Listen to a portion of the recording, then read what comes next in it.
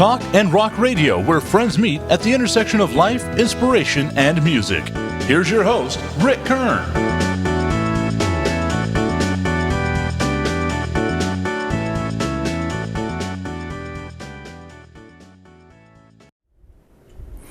Welcome, friends, to Talk and Rock Radio.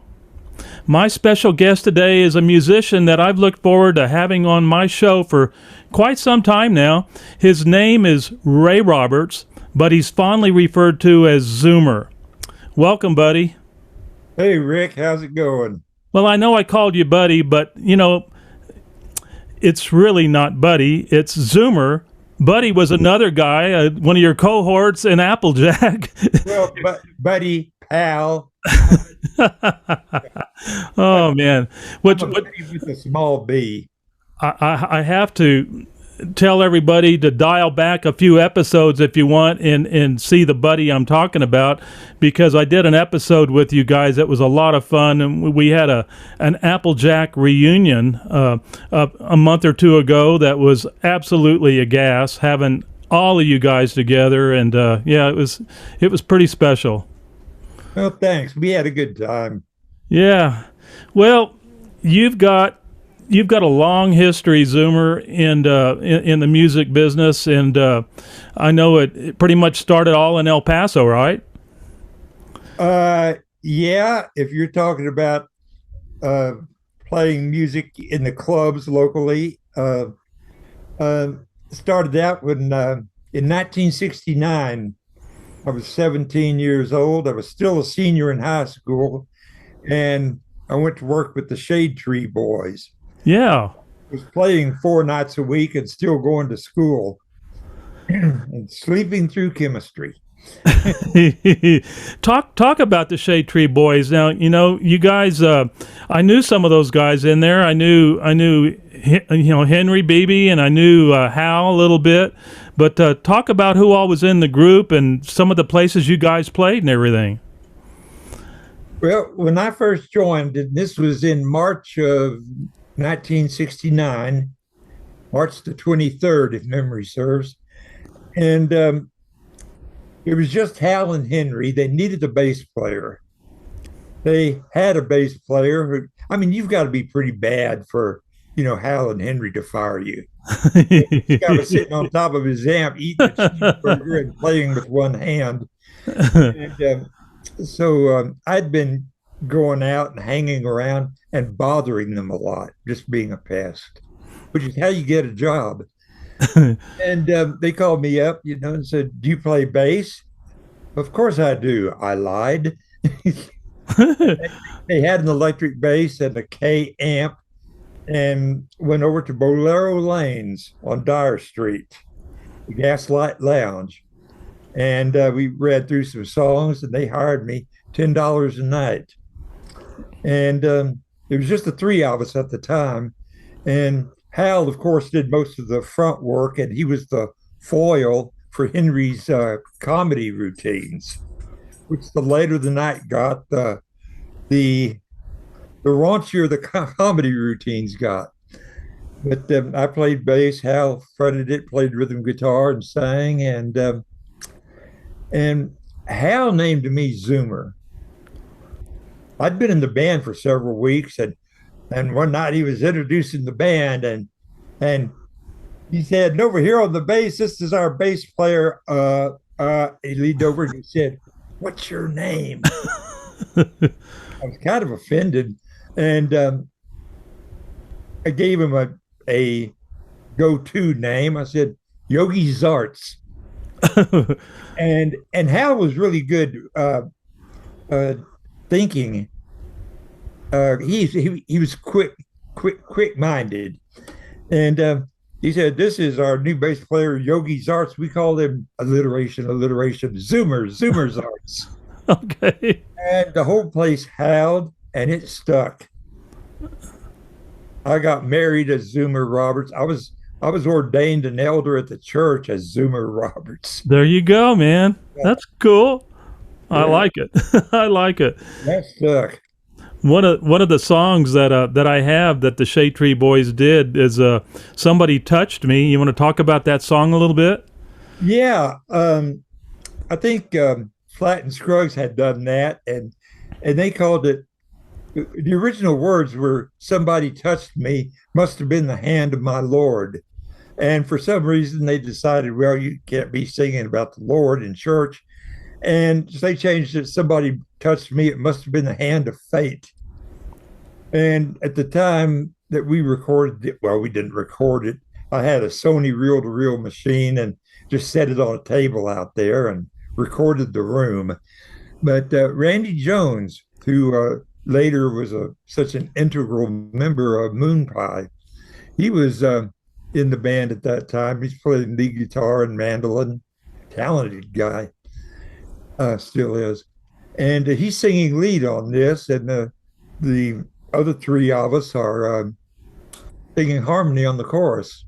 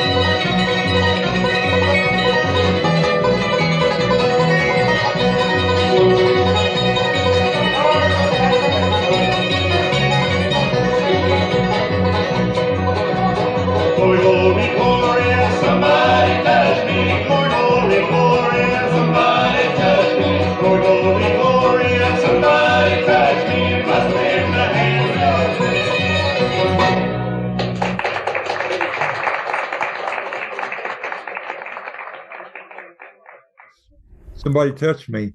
Excellent. Now, I've got a picture that I'm going to show in this segment that had a drummer also. Who was playing drums with you guys? At that point, that was also in 1970. Hal had left for a while, and Randy was in the band. Randy said, well, let's hire a drummer. So the drummer was a friend of mine named Ted Wasser. Oh, okay. And last I heard of him, and this has been over 50 years ago, but he had relocated to Denton, Texas. But we had a drummer for a while. So, but there are no drums. Did the Shade Tree Boys continue without a drummer after that? After he went to Denton? Oh yeah. Oh, okay. Yeah, that was just a moment in time, and then Al came back, and I left the band for a while, and I came back, and then Henry left, and people just came and went. I think I saw you guys at least once or twice. I don't remember the venue, but I think when you guys were really going strong, I had already left El Paso and went on the road with my bands, and didn't get back till '78. So I think by then you guys were already disbanded, and you were probably playing with the Countrymen, which I'll lead right into that right now. Talk about the Countrymen, man. Well, that was the name of that band at the time. Uh, that was kind of my crowning moment as far as I'm concerned. Um, these were the guys that were had been playing around El Paso like in the 1950s, like Dub Purvis. He had been in Wayne Johnston and the Bluebonnet Playboys in the 50s, and then in the early 60s, he had played with old Mike Oatman and the K-Hay Riders, Yeah. among other people. And he was on the road with Merle Lindsay, who was a Western swing name. And Carlos Van Adder, the steel player, who did not use pedals, he had been in the Ozark Jubilee road band. And Nice. Gordon had been around for a long time. Gordon, the drummer. Um, lead singer at that time was Jamie Hilliard, and he was around back in the 1950s, and he made several records, including one called "I'm Going Back to My Indian Maiden." And after I left that band, after Dub and I both left that band, um, the rest of them were hired to be in a film production called "When You Coming Back, Red Rider," which was filmed around here with, I think, Hal Linden started in that. I think I remember that. Yeah, I'm sure if you saw it, you'd know it. Yeah. And the band was, at the studio or the bowling alley or wherever they were playing, and they were playing Jamie's song, "I'm Going Back to My Indian Maiden." They ran through it a few times, and producer stopped it and said, "Before we go any further, who owns that song?" They said, "Well, Jamie wrote that." "Oh, well, Jamie, um, do you mind us using that song? Would you sell us that song? We'll give you $200 for all the rights to that song." Jamie said, "Sold." Wow. Most money he ever made off that song. That's cool. And if I can say, Jamie, I played with a lot of country singers around town, and Jamie is the one who sticks in my memory. He might not have had technically the best voice, but he was memorable. One night, somebody wanted to hear the song "Easter Parade," and he thought about it, and he turned around to the rest of us and he said, "Key of B flat, I guess. If nobody wants it, what's through and out?" And he sang "Easter Parade." And I looked over there and he had a tear running down his cheek. Wow. It was just the most moving thing. And he was just singing his heart out. And I was never forgotten that. It was a moving thing. Jamie Hill. The power of music, my friend. That's so cool. Talk a little bit about one of the songs. I mean, it became a great standard. I mean, in my mind anyway, "Twinkle Twinkle Little Star." Well, that was a fiddle instrumental. It was by Bob Wills and his Texas Playboys, and we did a lot of Bob Wills music. Also some Spade Cooley and a lot of pre-Elvis music. Yeah. Yeah, Dub in particular said, this used to be a pretty good business before Elvis came along and ruined it for everybody. And, but on this recording, there's something I want you to listen for, so don't edit it out. But at the beginning, you hear Dub's foot going boom, boom, boom, boom. And that's the way they used to start songs in the old days. You'd stomp it off. Yeah. Yeah, I think in more modern times, the drummer back there will hit the sticks together. And in between times, somebody would yell, 1, 2, 3, 4. But in the old days, you stomped it off. There was even an old jazz standard called "Stomp Off, Let's Go." Oh, cool. That's how you started the song, set the tempo, and established where the downbeat was. 1, 2, 3, 4. You stomp it off. That made it kind of easy for the drummer back in those days because whoever the lead was, he was taking full responsibility whether it went too fast or too slow. So. Yeah, he set the tempo.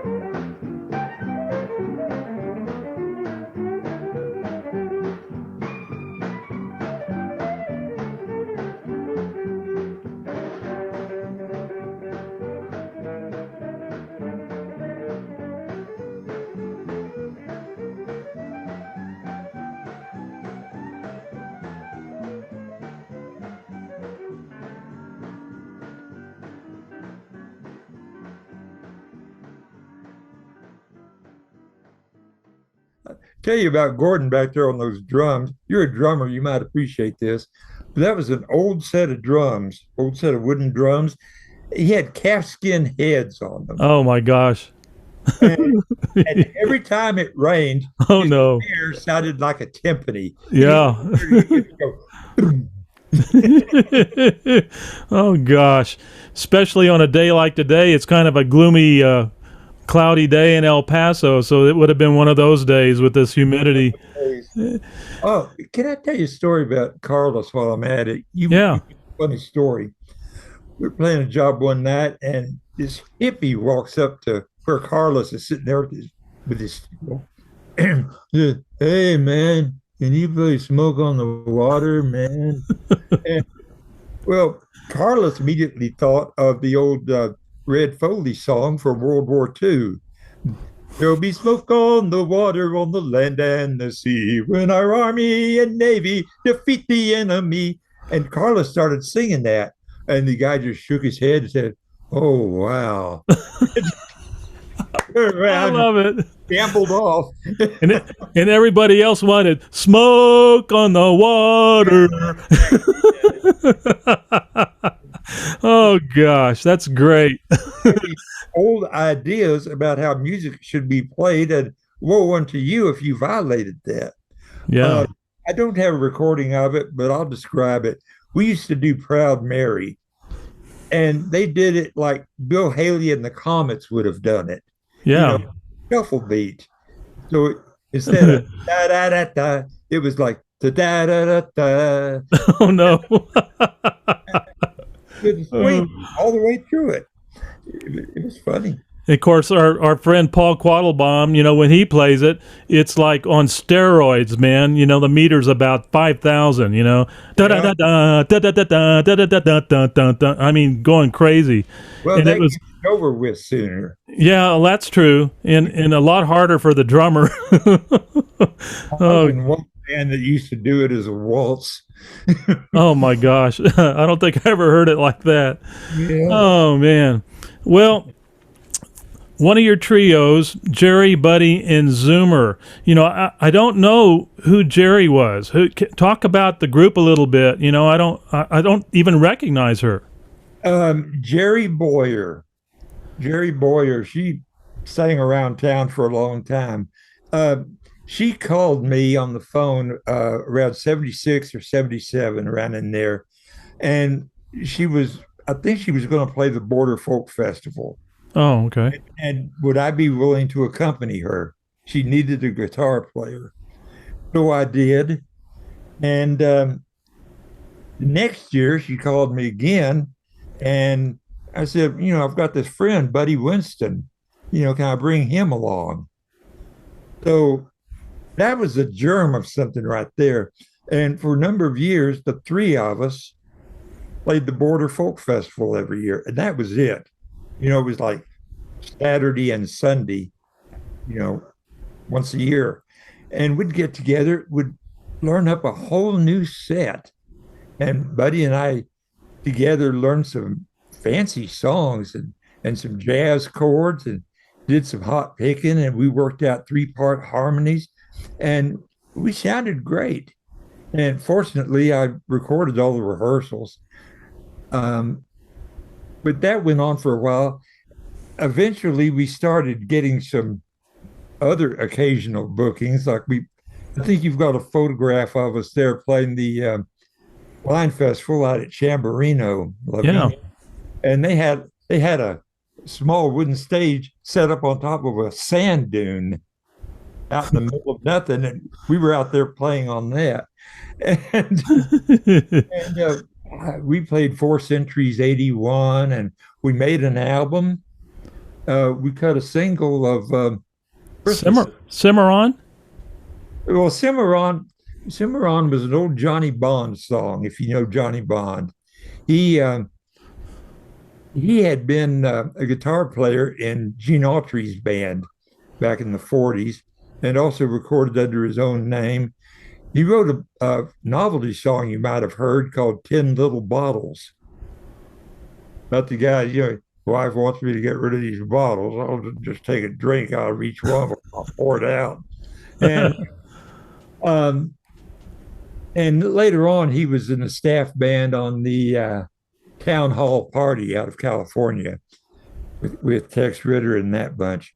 But I had a 78 of Johnny Bond doing this song, and great little song, great arrangement, and nice harmony. And I played the 78 for Buddy and Jerry and said, "What do you think of doing this?" And they said, "Sure." We worked it up in three parts. I don't know if we got the ending from the Johnny Bond record or if I came up with it, but the ending is pretty much the same ending as the Beatles used on I Get By with a Little Help from My Friends. You're in E and it goes C to A minor sixth back to E, resolves.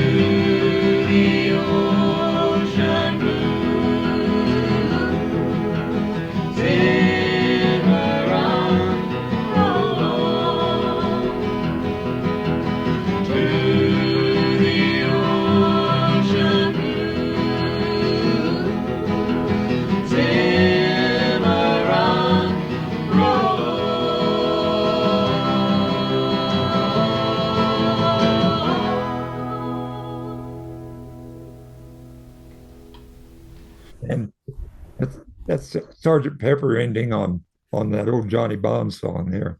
It's a killer song, man. You guys really did a nice job with it. The harmonies are really good. Thank you. Yeah, really, really liked it. It was Excellent. a good band, and it was our side gig for many years. Well, you had the right combination, man. You could really tell the chemistry was good, and the vocals were tight, really nice, good harmonies, every good blend, everything. You know, one of my favorite stories, and I'll tidy it up just a little bit for you. But at one point in time, Applejack was doing an open mic night at the Gasoline Alley on North Mesa Street. And people would get up and sing, and they'd get up, play guitar or something. And one night, this guy gets up and taps on the microphone, test, test, test. And he introduced himself. He said, "Hi, folks, I'm Country Joe Maynard. I don't sing. I don't play the guitar. I don't dance. I don't do," and he said, squat. "I don't do squat." He got off the bandstand, went back, sat down. And that was it. Hey, well, that's the only thing from open mic night that I remember. Country Joe Maynard. Or at least that you can share.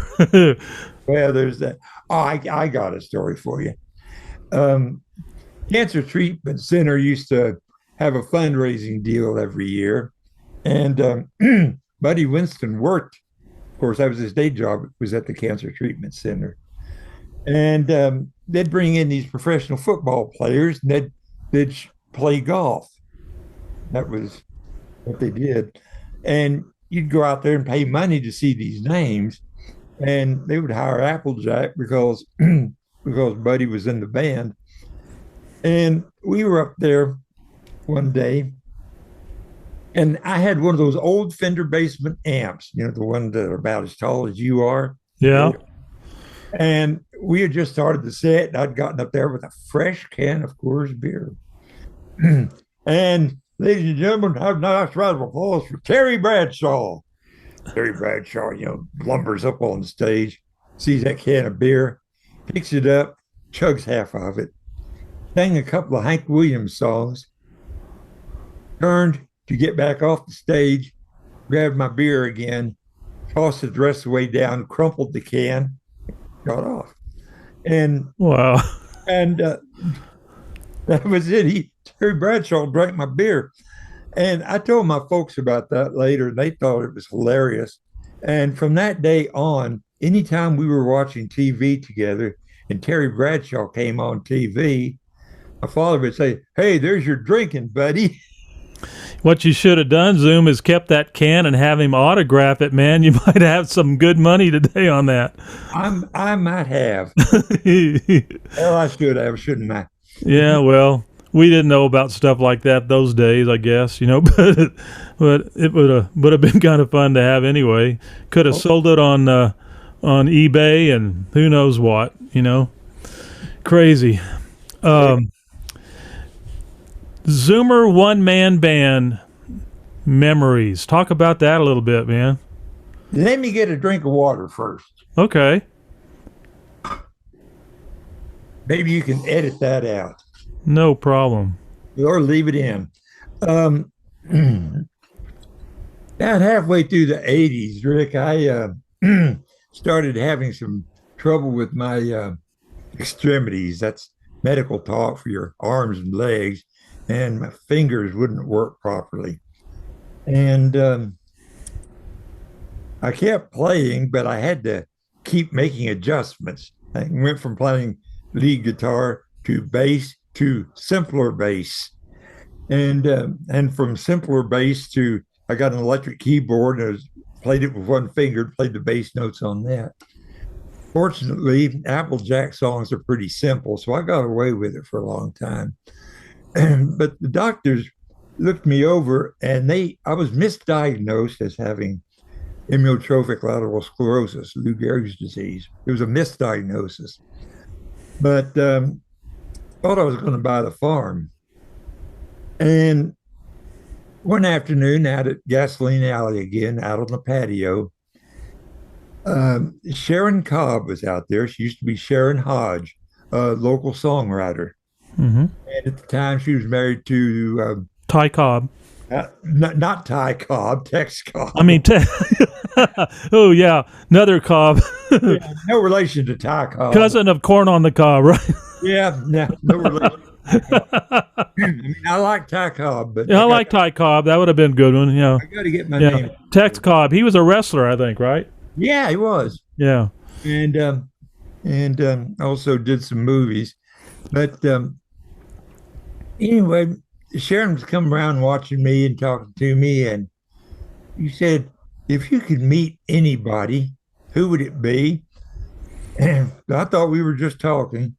And I said, well, Hank Snow. And if you don't know who Hank Snow was, well, he was obviously a country singer, but he did the original version of I'm Moving On and the first recording of Now and Then There's a Fool Such as I, first recording of I've Been Everywhere. And in my eyes, just a giant. He'd been a singing cowboy up in Canada, and he could sing anything. He played his own lead guitar. He was a songwriter, great frontman, great guitar player. And his career had just lasted decade after decade after decade. I had dozens of Hank Snow albums. And he was a hero. I said, if I could meet anybody, it would be Hank Snow. And then She went back, talked to Tex about it. And next thing you know, Monica and I are going to fly from El Paso to Nashville, meet Hank Snow at the Grand Ole Opry, and I'm going to give him a cassette of this one man band thing that I had done a couple of years earlier. And that was pretty exciting. That was heady stuff. Oh man.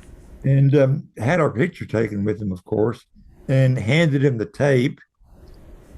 And the tape, let me say, was done over at Charles Harding's house. And Charles Harding was the bluegrass man in town. All the bluegrass people hung around Charles's house. When bluegrass people came to town, they went to Charles's house. And he had a 4-track cassette recorder. And I went over there one day and laid down about 6 tracks with rhythm guitar, vocal, lead guitar, and stand-up bass. And did a quick mono mix, went home with the cassette in my pocket. I handed Hank Snow a tape of that.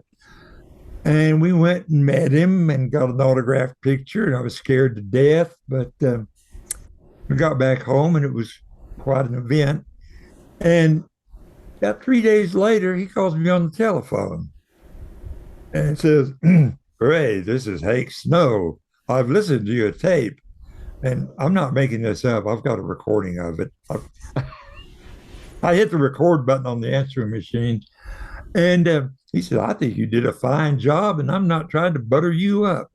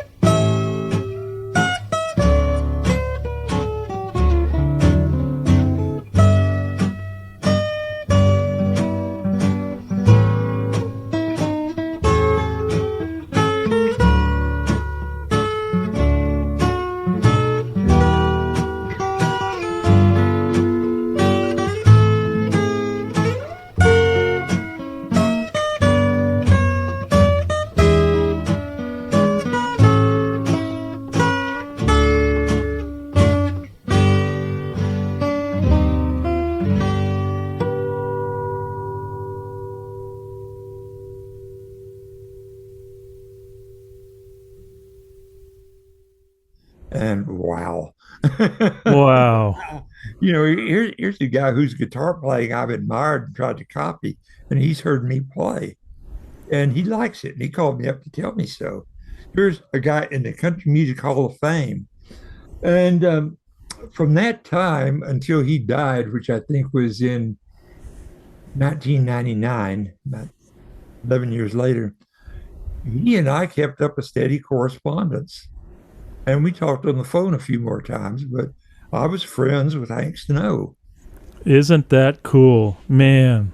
And and meeting that hero worked out all right. Man, that kind of made up for not playing at the Grand Ole Opry, didn't it? Yeah, Wow, what a story, man! I love that. When there, Where the song came from? yeah, tell us where the song came from, man. Well, it was written back in 1915 by Gus Kahn, and I've got it written down here. Um, I can't remember this name. Egbert Van Alstyne. And the best version I ever heard of it was recorded by Bing Crosby before I was born. But one of my favorite types of music, ever since I can remember, has been old-fashioned waltzes with pretty chords. And You and me both, Zoomer. You know, when I was a youngster, the first instrument I played was a Hammond chord organ. I don't know if you remember that. On the left side were all the buttons, probably about 60 of them, and then you'd play the lead on the right and hit the chords, on the buttons. And Memories was one of the songs that I remember playing. is it? Yeah, It's a beautiful old song. yeah.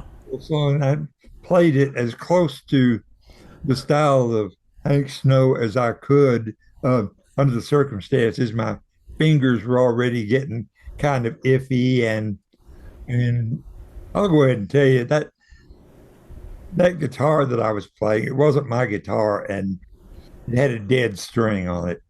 Oh, A high string. It was You had to try to work around it because that string just went thump. oh, wow. Pretty cool, man. Good stuff. In 2008, there was a special event that took place, and you were a major part of that event, being an alumni of Irvin High School, and Donna Pence. And, of course, Donna was instrumental in putting together one of the coolest high school reunion mixer gigs I've ever seen in my life.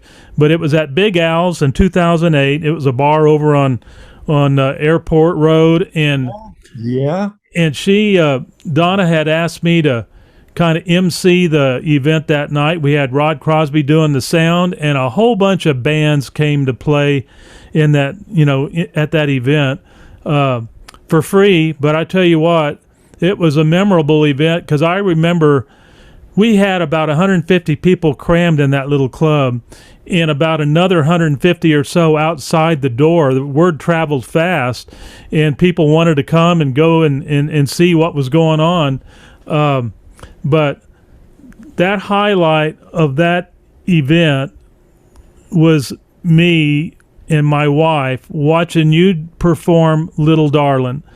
And I tell you what, man, it has become just a classic. Every time we think of Zoomer Roberts, we think of Little Darlin'. It is such a great song. You do such a good version. And, and for the people out there that don't know this, that have never seen him do it, he sings the high and the low parts. And so that's what makes it so unique. It's really a fun song. Well, thank you. But perspective is a funny thing.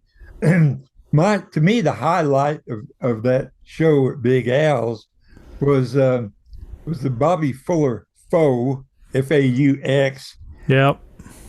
doing Dance at Her, Dance at Her, Dance. Yeah. That was great. It was so much fun. We had Dalton Powell on drums, we had Ron Stone on guitar, Doug Neal on bass, Rod Crosby on guitar, Jack Woodbury on guitar. It was a great night. It really was. I even got to get up there and play with Donna. We kind of put together our Sacred Mushroom band, and with people that had never played White Rabbit before. And that was, let's just say it's not something that I like to listen to more than one time after that event. Yeah. Well, yikes. That one. You need to go to the room and run through that one once. Yeah, one of the things that happened from that night, and of course we called it the Border Legends Jam, and it's what makes this so unique is that Zoomer's the one that came up with the name Border Legends, and we did this jam, and then it was a year later that I had been doing this blog on musicians of El Paso and everything, and we thought, well, why don't we maybe put together something a little more formalized and do an annual show, see how this turns out. Well, we had it at Lancers Club East, and it ended up being a huge success. And then that's when I asked you permission to use the name Border Legends of El Paso, and it stuck, and Rod and I produced this show for 8 continuous years, and it wasn't till recently, Zoomer, that I realized that you got that name from Long John Hunter. Well, yeah, he had an album out called Border Town Legend. Yeah. And I was looking at your Facebook site, and I came across that thing, and I thought, wow, that's where Zoomer got that from. That's so cool, And now that you found me out, I'm going to have to return all that royalty money. That's no big deal, man. His wife will be okay with all of that. She's a super lady. I've met her, and so was he. He was just what a crown jewel, man. We loved going to Juarez and seeing Long John, and oh yeah. I never got to see him at the King's X. My buddy, Johnny Thompson and a lot of the guys were playing in that band for 5 years, and just loved it. Loved playing with Long John. But I love going over there and taking people from out of town to go to the lobby and see this crown jewel that El Paso / Juarez had. He was incredible. Well, at one time in 1973, I had a little band called Bent Fender and the Moonglows, and we played at the King's X on Long John's nights off. Oh, really? I didn't know that. Yeah, it was a big deal. We lasted months. Well, I'm sorry I missed that, because that's the year that we went on the road in 73 and didn't come back till 78. So. Yeah. What kind of stuff were you all doing as the Moonglows? Oh, Bent Fender and the Moonglows. Had a piano player, Tony Custer, and he did a lot of Elton John, and he had a repertory of old sing-along songs. He had been playing at Shakey's Pizza Parlor. Okay. And he'd get up there wearing a straw boater and a sleeve garter, and he did songs like Heart of My Heart and songs like Heart of My Heart. And we did some John Denver and some old rock and roll, and it was a cool little band. Me, Tony Custer, and my friend Bill Owen. Oh, okay. Nice. I think back to the country music scene in El Paso, and I lived a lot of it through my parents, because they loved to go out to Tom Bell's on the weekend and go dancing and everything. And I think there was also a place called the Red Barn over on Alameda. Yep. Yeah, and they like to go there and cut a rug over there a little bit too. But some of the names that I remember, I don't know if you ever came across any of these, but one of them, there was a steel guitar player that I met at Dick Wright's house. You remember Dick Wright, right? Dick and Nell Wright. Dick is who I was named after. I'm a John Richard Kern, but the Richard came from Dick, from Richard, Dick Wright. And he was just a dear friend of our family's ever since I was just a little boy.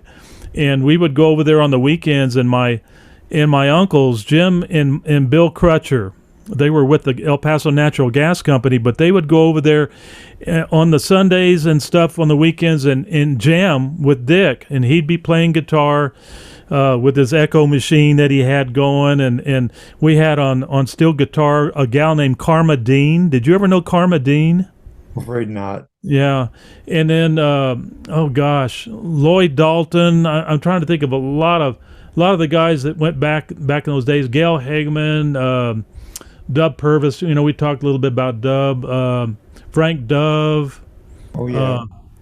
Oh, I know somebody that I really never got to see play drums, but she played with you on this song, "Little Darlin'," Cindy Beckford. Well, if you never got to see her, you missed something because she was a force of nature. Boy, she was good, man. I mean, her meter was really good. And how long did you play with Cindy? Um, she and I were both in Cliff Seaman's band. I was in that band from 74 to 76. He was already in it when I joined and still in it when I left.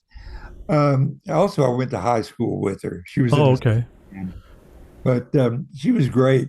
A few years later, 1982, when I decided, well, everybody else is selling records. I'm gonna record Little Darling. I'll sell some records and make a bunch of money. So I did, and I didn't.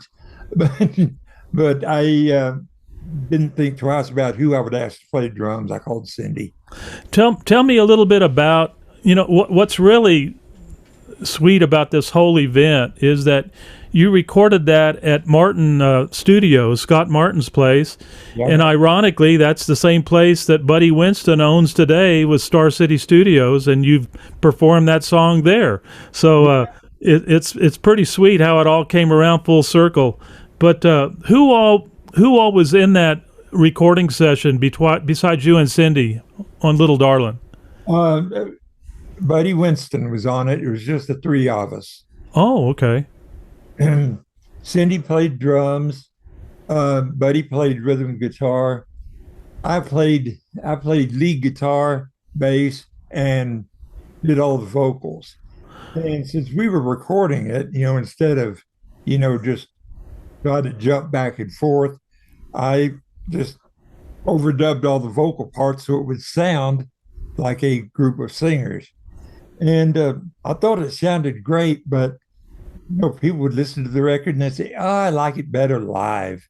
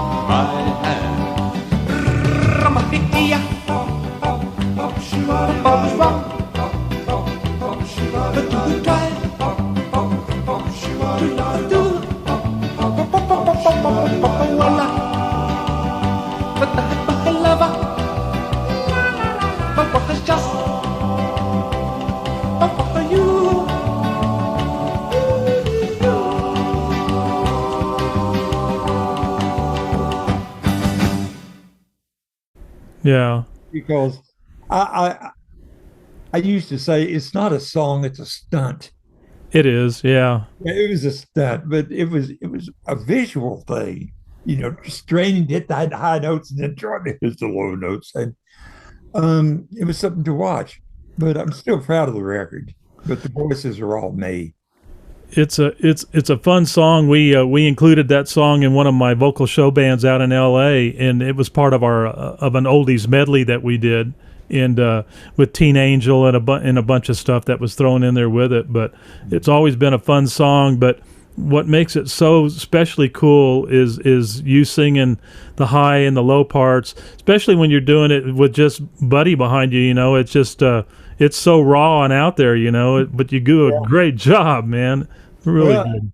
I tell you what, it took me a while to pay for that session, but what I mostly remember about it was that record was on jukeboxes.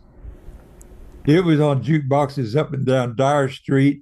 There was at one point we were in the Kern Place Tavern over on Cincinnati Street, and somebody went put some money in the jukebox, and here came my record. And that was a treat. That's so cool, man. That is so cool.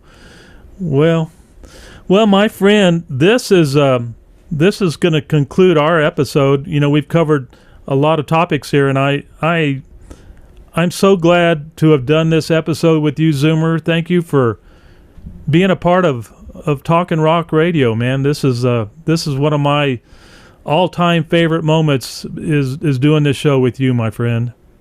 Well, it was my pleasure. Thank you for asking me. Oh, can I say hello to somebody? You sure can. I say hello to a friend of mine, Bud Sanders. I haven't forgot to include you. There you go, man. Bud's a good guy. Yeah. Bud's a great guy. I played a job with him at the Disco Q in Juarez one night, and coming back over, they did not want to let us into the United States. I had round glasses, and my hair was long and parted down the middle. And here's Bud. He looks like Elvis, and he had this fire engine red pickup truck, and they looked at us and said, "Pull over." Uh-oh. They were sure we had something. We didn't. Yeah. Yeah. Interesting, man. Thanks again, Zoomer, and Thank you, Rick. and I'm planning on seeing you guys at the Jam. I'll be there. Yeah, that's coming up. For anybody that's interested, Applejack's going to be doing a Jam. What's the date on that thing? September the 18th. Out there for sure. I want to see you guys do your thing, man. It'll be fun. 2 to 4 in the afternoon, so all of us older musicians don't have to drive at night. There you go. And Rick, I'm going to say to you what Hank Snow said to me over the telephone, and I quote, "My regards to your missus." She will be glad to hear that, Zoomer. Thank you, my friend. Thank you, Rick. And my regards to your wife, Monica. Take care, buddy. Okay, thank you. Goodbye. Bye-bye.